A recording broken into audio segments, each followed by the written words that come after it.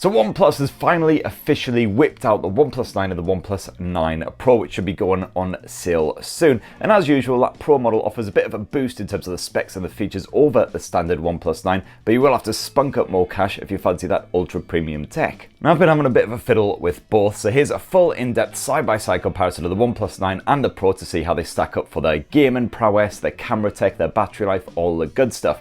And for more on the latest greatest tech, please do subscribe and ding that notifications bell. Cheers!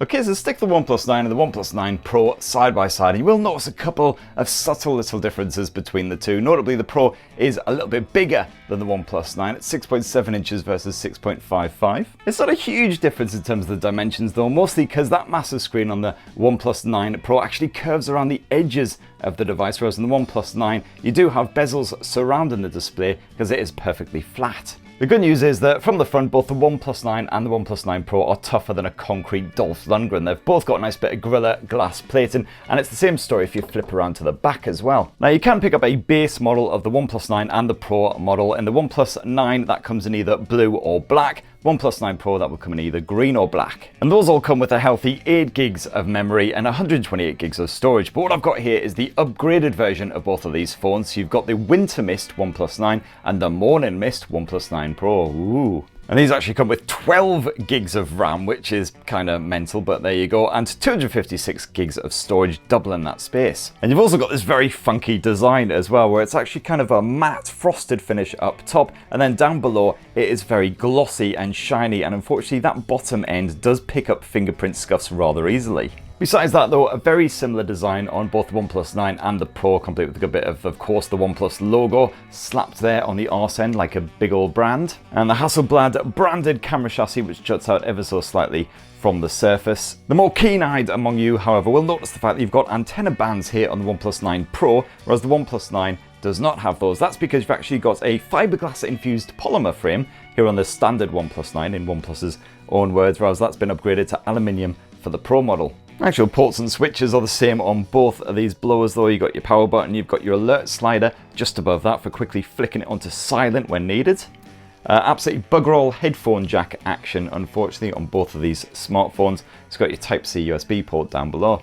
The only other notable design difference between the OnePlus 9 and the Pro is that the Pro was the only one that came with IP68 water and dust resistance in the pre-launch specs. I'm assuming the OnePlus 9 therefore does not have an official IP rating, although hopefully should still prove rather hardy when it comes to water. Certainly earlier OnePlus flagships which didn't have that IP rating could still take a bit of a dunking and emerge unscathed, but don't take my friggin' word for that. I definitely tread carefully. Alright, so let's move on to the software, and certainly from a feature standpoint, both these smartphones basically identical. You've got the latest freshest Android 11 OS with a good bit of OnePlus's own OxygenOS 11.2 slathered on top, so that means you get all the standard sort of stock Android features like an apps tray. You've got the same proper customization on both of these bros. You can set up the wallpapers, the ambient display, fingerprint animation. You got that lovely gorgeous horizon-like notification effort, and basically all the features you'll find packed into the OnePlus 9 Pro in that settings menu you'll generally find in the OnePlus 9 as well. And both these smartphones also have an in-display fingerprint sensor housed right down towards the bottom end of the display,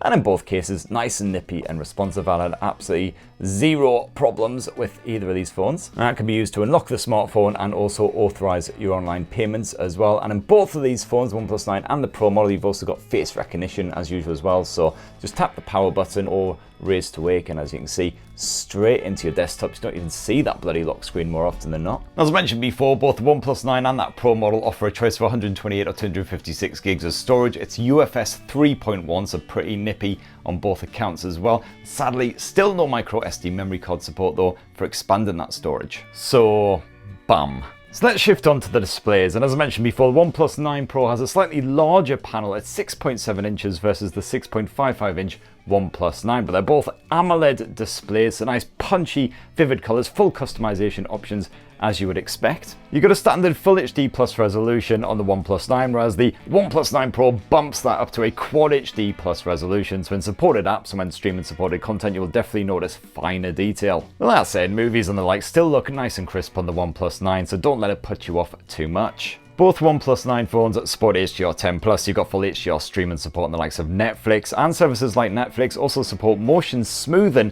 on the OnePlus 9 Pro as well for that hyper-realistic effect. It really does look fantastic. Although I also noticed that activating this on the Pro also seemed to screw up the touch responsiveness in Netflix, which was slightly annoying. And one strange effect that I did notice when streaming video side by side on the OnePlus 9 and that Pro model is that the Pro's screen turns noticeably dark, and this only happens when you're streaming video as well. Normally it's actually the brighter of the two panels, topping off at 1300 nits rather than 1100. And I have literally no idea what was causing this, because I went into the display settings on both of these smartphones, made sure they were identically matched up, turned off all of the bonus features like the vibrant color effect, the ultra high video resolution, all of that stuff, and still the OnePlus 9 Pro was noticeably darker. Even when I bumped it up to maximum brightness, the OnePlus 9 was still brighter and clearer. Perhaps, and hopefully that'll be something that's sorted in a future update. It was just really frustrating not being able to narrow it down to one particular display attribute that was causing this issue. And one other advantage that the OnePlus 9 Pro has over the standard OnePlus 9 is you've got a dynamic refresh rate as well. So you can set it to either 60 or 120 Hz, or you can have it actually flipping between the two depending on what app you are using at the time. So it only goes up to that maximum 120 Hz rate when you're using a supported app or just flipping about in the UI, get everything looking nice and smooth. In fact, it's so smooth, it's schmoove. In the case of the standard OnePlus 9, you can only set it to either 60 or 120. You don't have that dynamic option. On the audio front, you've got a stereo speaker output, very similar audio grunt with both of these handsets. You've also got full Dolby Atmos tuning as well, which tweaks the audio to suit whatever you're up to. And no, there's no headphone jack on either the OnePlus 9 or that Pro model, boo, hiss, etc. But the good news is the Bluetooth 5.2 connectivity is strong and stable on both of them. You got full support for LDAC, high-res audio, all of the stuff you would expect. Now, if you're all about the performance, the good news is that the OnePlus 9 offers the same grunt as that OnePlus 9 Pro model. You've got a Snapdragon 888 chipset backed by the 8 or 12 gigs of DDR5 RAM. I've got the 12 gig on both of these handsets. For any benchmarking fans out there, the results spaffed out by Geekbench 5 are essentially the same on both the OnePlus 9 and the Pro. No surprise there whatsoever. And if you're into your gaming, well, great news again. Genshin Impact played on that highest detail levels at 60 frames per second, with only the tiniest little judder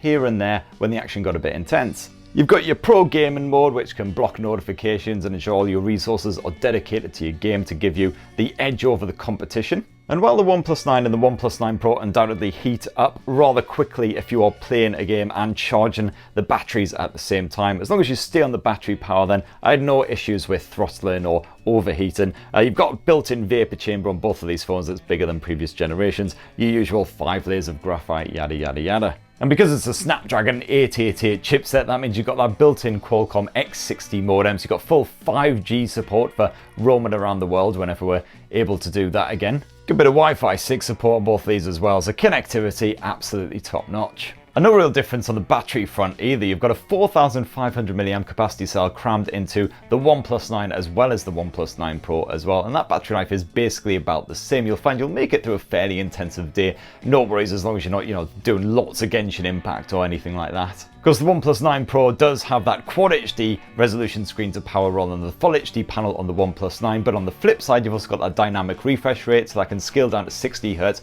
when the fast refresh isn't really needed, just to help preserve battery life a little bit there. When it comes to your wired charging, again, there's no difference. Both of these phones support OnePlus's Warp Charge 65T, 65-watt charger, which will basically power up both of these blowers in well under an hour. However, when it comes to the wireless charging, the OnePlus 9 Pro is undoubtedly the superior device here. It supports 50-watt wireless charging. If you've got the OnePlus wireless charging pad thing, then that will get you powered up again in well under an hour, which is absolutely balmy. In the case of the OnePlus 9, however, unfortunately this only supports 15-watt wireless charging, so it is much slower. And both blowers offer up a nice tasty bit of reverse wireless charging as well. Which brings us on to the last part of this side-by-side OnePlus 9 series comparison, and that is the camera tech. And of course, OnePlus has made an awful lot about its new Hasselblad collaboration. Those Swedish optics experts coming in to just fine-tune the camera tech for this series. In fact, this is actually a 3-year partnership with Hasselblad, and so far it's just a little bit of fine-tuning on the software side of things. No real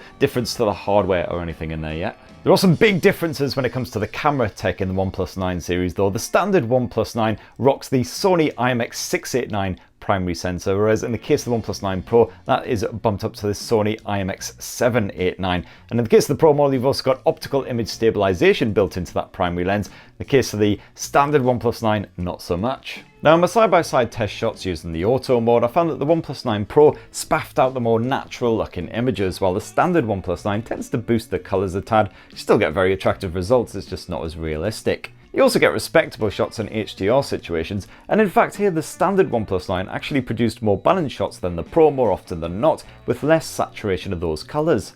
The Pro clearly produces less grainy shots in very low light, but the focus can be a little bit soft, which ain't great. You're best off on both phones switching to the night scape mode, which produces similar pics on both phones, but sometimes you will get some brighter images on the Pro. Now, both the OnePlus 9 and the OnePlus 9 Pro rock the same 50 megapixel ultra-wide angle lens using Sony's IMX766 sensor, and this uses anti-distortion tech like the Oppo Find X3 Pro to produce more natural looking photos with great results. The Pro has one clear advantage over the OnePlus 9 for its camera tech, and that is its 8 megapixel telephoto lens serving up a 3x optical zoom and OIS smart. So if you want to zoom in on your subject, it is no contest.